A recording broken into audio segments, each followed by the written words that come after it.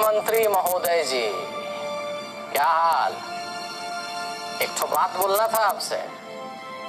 वो बात ये है कि जो लोग रात 10 बजे पहले स्टेशन उतरकर अपने गांव जाने से डरते थे, हिचकिचाते थे, काहे कि उनके जान माल को नुकसान हो जाएगा, वो आज रात 12 बजे भी स्टेशन पर उतरकर बेधड़क अपने गांव से ऑटो मंगवाकर खुशी खुशी अपने गांव चले जाया करता है। पता है क्या है? अरे आपका द्वारा दिया गया उस सड़क बिजली, पर इसके साथ मुख्यमंत्री महोदय एक तो सवाल और उठता है कि आखिर कब तक इस सड़क और बिजली के नाम पर आप अपने द्वारा किए गए विकास कार्यों का प्रतिनिधित्व करेंगे? हा? अरे और कितना बार वोट मांगने से पहले आप हमको याद दिलवाइएगा कि आप यहाँ के सड़क बिजली को दुरुस्त करवाएं। मतलब जैसे ही चुनाव नजदीक आता है आप तो यही राग लापने लगते हैं ना। मतलब 15 साल के आपके शासन में आप सिर्फ बिजली और सड़क को दुरुस्त किए हैं। अरे मर्दे, इस हिसाब से तो आपको बिहार के शिक्षा व्यवस्था को, स्वास्थ्य व्यवस्था को, आपदा प्रबंधन को, कला को, बाकी सब चीज को दुरुस्त करने में 100 साल लगेगा। और फिर हम आपको 500 बार जितवाएंगे तभी होगा ये पॉसिबल। और उसके बाद भी कौन भरोसा है?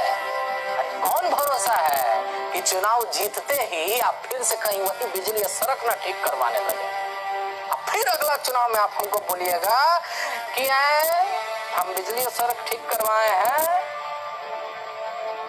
अरे मर्दे, कभी तो वोट मांगने जब आप आइए तो आप हमको ये बताइए कि हम आपको वोट इसीलिए दे क्योंकि आपने बिहार के अस्पताल को दुरुस्त कर दिया।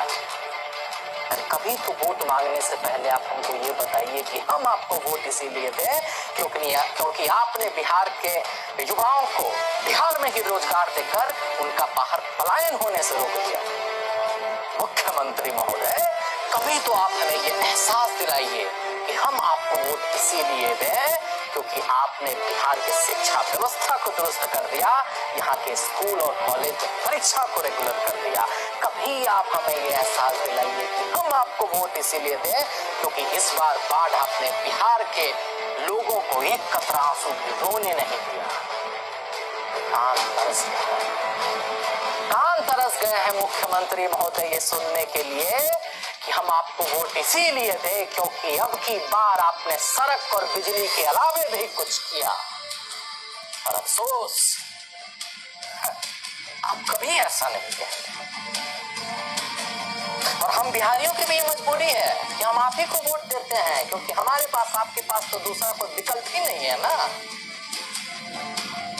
और आप हमारी इसी मजबूरी का फायदा उठाकर हमारे कड़वे सवालों पर अपने कॉलर को शान से ऊपर करके अपने कान में रुई खोज के निकल जाते हैं हमारे सामने, हमसे देखते रह जाते हैं।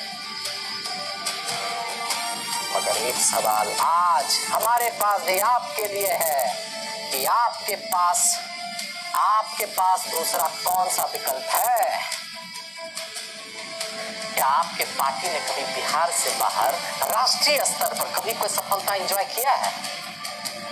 क्या आप बिहार के मॉडल पर कभी भी भारत के प्रधानमंत्री बन सकते हैं? नहीं बन सकते। आप सिर्फ और सिर्फ बिहार के मुख्यमंत्री बने रह सकते हैं क्योंकि नीतीश बाबू, बिहार में वोट आपको बिहारियों की मजबूरी दिलवाती है, ना कि आपका काम। समझ रहे हैं?